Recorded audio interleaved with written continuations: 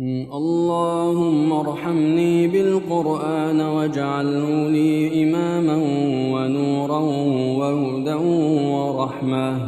اللهم ذكرني منه ما نسيت وعلمني منه ما جهلت وارزقني تلاوته آناء الليل وأطراف النهار واجعله لي حجة يا رب العالمين.